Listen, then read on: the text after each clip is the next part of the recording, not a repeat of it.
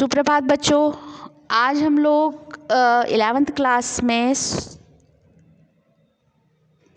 सुमित्रानंदन पंत जी का जीवन परिचय क्या करेंगे, पढ़ेंगे। देखिए 9th में भी है सुमित्रानंदन पंत जी का जीवन परिचय और 11th में भी है, तो ये दोनों के लिए है।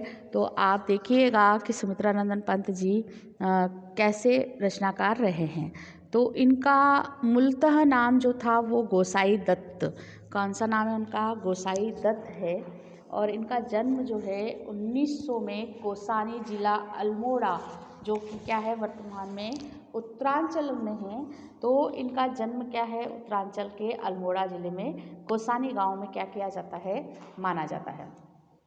इसके साथ ही इनकी जो रचनाएं हैं वो वीणा, ग्रंथि, पल्लव, गुंजन, युगवाणी, ग्राम्या, चिदम्बरा पर इन्हें क्या है पुरस्कार प्राप्त है, ज्ञानपीठ पुरस्कार प्राप्त है, जो कि हिंदी का सर्वश्रेष्ठ क्या है पुरस्कार माना जाता है। इसके अलावा उत्तरा, स्वर्ण किरण, कला और बूढ़ा है ना, बूढ़ा चांद, इसके ऊपर इन्हें साहित्य अकादमी पुरस्कार क्या है प्राप्त हुआ है। उसके बाद इन्होंने लोकायतन, महाकाव्य लिखा है।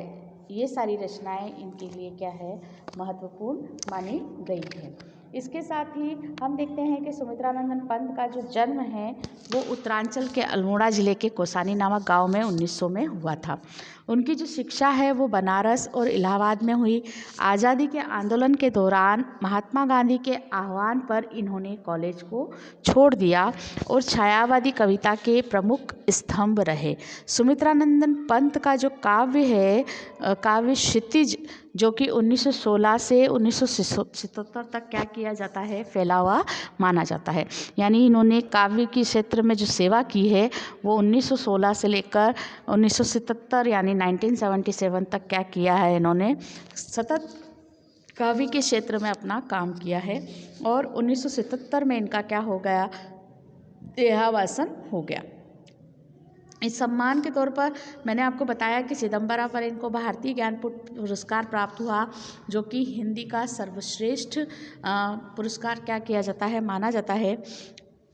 इसके अलावा कला और बूढ़ा चांद पर इन्हें साहित्य अकादमी पुरस्कार मिला और सोवियत लैंड नेहरू पुरस्कार और पद्म भूषण से भी इन्हें क्या किया गया, सम्मानित किया गया।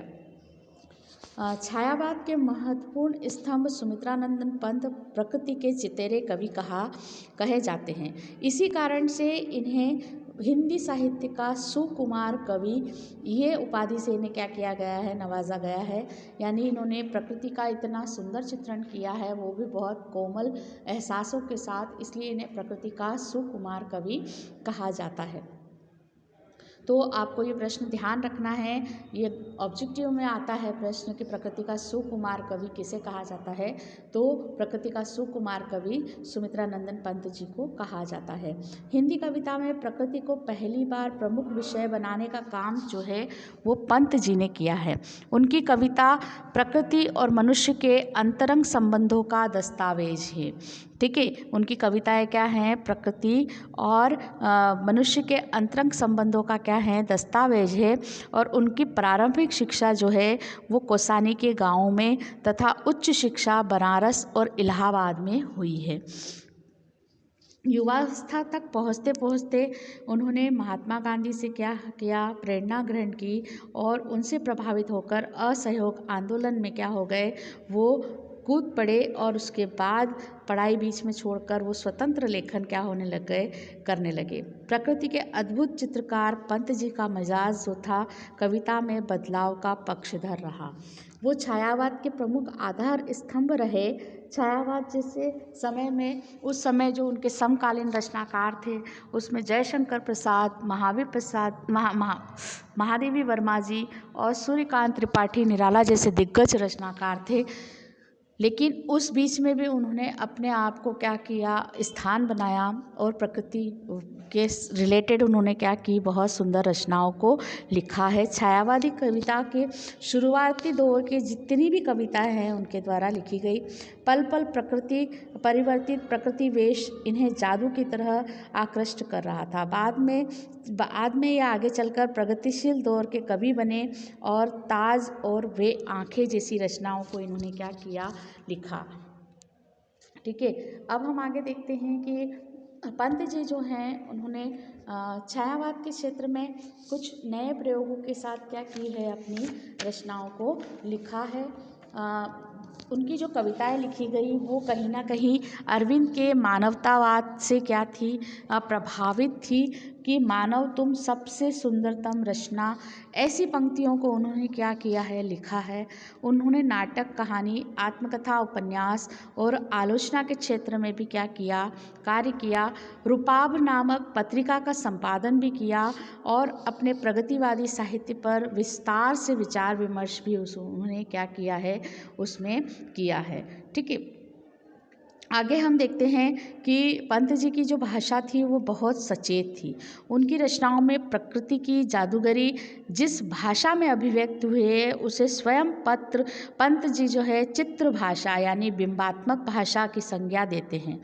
ब्रिज भाषा और खड़ी बोली के विवाद में उन्होंने खड़ी बोली का पक्ष लिया और पल्लव की भूमिका में विस्तार से खड़ी बोली का समर्थन किया।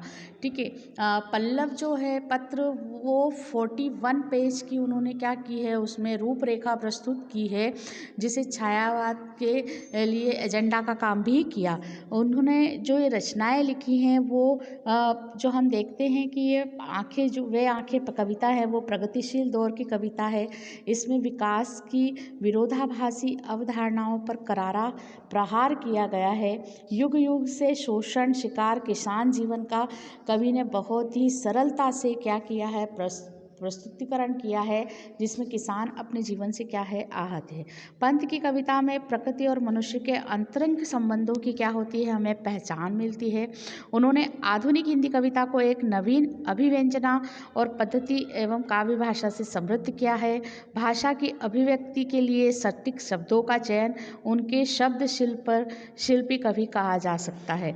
इसी कारण से उन्हें क्या किया गया है, शब्द शिल्पी कवि यानी प्रकृति का सुकुमार कवि या रचनाकार कहा गया है। तो कहीं ना कहीं उन्होंने अपने आप को उस प्रकृति से जोड़कर क्या की है, रचनाओं को लिखा है। तो आई होप आपको छायावाद के प्रसिद्ध जो कवि हैं, प्रसिद्ध रचनाकार जो हैं पंत जी, उनका जीवन परिचय समझ में आया होगा। Thank you.